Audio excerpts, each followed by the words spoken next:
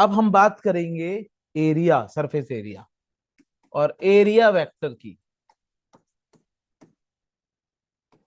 Physics हमें बताती है कि एरिया स्केलर नहीं होता, एरिया एक वेक्टर होता है।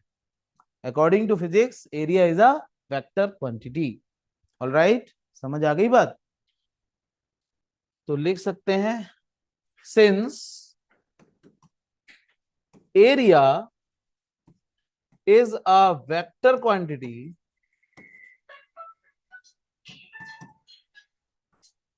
since area is a vector quantity, all right, so there are two types of areas.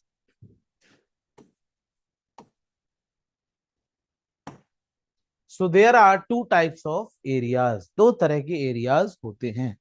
ठीक है, बात हमारे जहन से उतरनी नहीं चाहिए एक एक अल्फाज, ठीक है ना। दो तरह के एरियाज होते हैं, बहुत इंपॉर्टेंट चीज बता रहा हूं, ये 100% आपके कंपटीशन सॉरी बोर्ड में आता है। ठीक है, कंपटीशन में भी इसका बहुत अहम रोल है। एरिया दो तरह के होते हैं। पहला हमारा जो है दैट इज ओपन एरिया।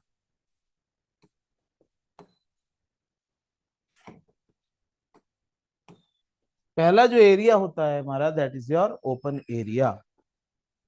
ठीक, ये ओपन एरिया क्या है?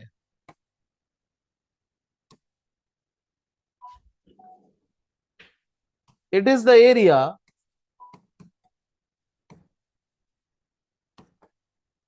That have some end point. ये वो एरिया है जिसका एंड पॉइंट होता है। मतलब ये माय डियर स्टूडेंट्स कि अगर मैं किसी एरिया पे चलना शुरू कर दूं और वो खत्म हो गया और मैं गिर गया, अगर इस तरह की सिचुएशन आई तो ये कैसा एरिया माना जाएगा? Open area. कैसा एरिया माना जाएगा?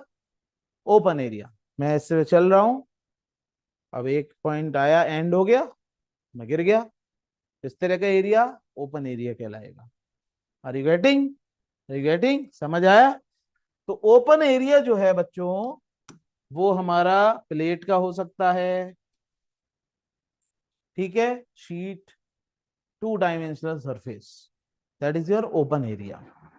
ठीक है, इस ओपन एरिया में कोई लिमिटेशन नहीं है। अगर हम ऊपर की तरफ पॉजिटिव मानते हैं, एरिया वेक्टर की डायरेक्शन होती है perpendicular to the surface. Direct यहां लिख देता हूं, डायरेक्शन ऑफ एरिया वेक्टर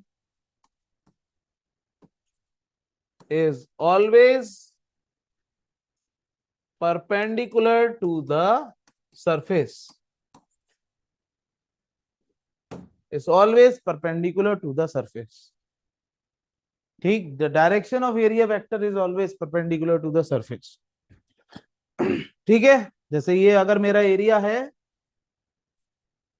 तो ये इसकी डायरेक्शन होगी एरिया वेक्टर की।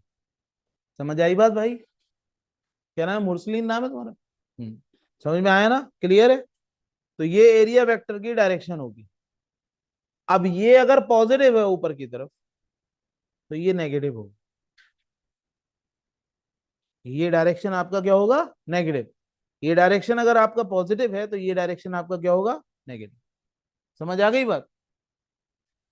This is if positive then this is your negative.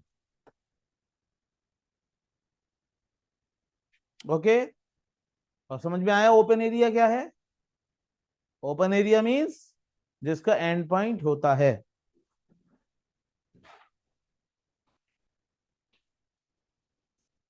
Okay, बहुत अच्छे। दूसरा हमारा आता है क्लोज्ड एरिया। दूसरा हमारा आता है closed area.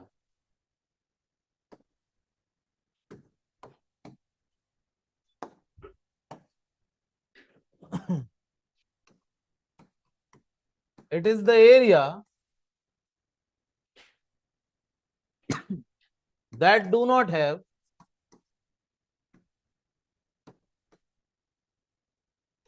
Any and point. It is the area that do not have any and point, जिसका कोई एंड पॉइंट नहीं होता। मतलब जिस पर हम चलना शुरू करते हैं हम कभी नहीं गिरेंगे। जैसे हमारी बॉल है, एक बॉल, ठीक है, स्फीयर है, अगर हम उस पर चलना शुरू करते हैं वो कभी खत्म नहीं होगा। यस और नो? अगर हम स्फीयर पे चलना शुरू करते हैं तो हम कभी, वो कभी खत्म होगा? नहीं होगा, उसका कोई एंड पॉइंट ही नहीं है, कहीं भी घूम लो उस पर। ठीक है, तो ये कैसा सरफेस है? Close surface. समझ आ गई बात भाई हमदान? ठीक है, वो कैसा सरफेस होगा? क्लोज सरफेस, जिसमें आपका थ्री डायमेंशनल फिगर ज्यादा आती हैं। जैसे क्यूब है, क्यूब भी कभी खत्म नहीं होगा। स्फीयर है, स्फीयर भी कभी खत्म नहीं होगा। ये आपके जो सरफेसेस हो गए, ये कैसे हो गए? Close surfaces. तो हम कह सकते हैं कि इसमें आपका जो है स्फीयर आता है, इसमें आपका क्यूब आता है,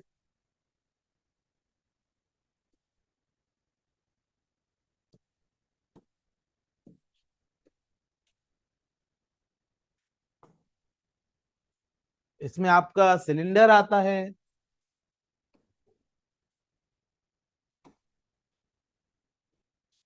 ठीक है। इनकी सरफेस कभी खत्म नहीं होगी। ये आपके क्लोज्ड सरफेस हो गए।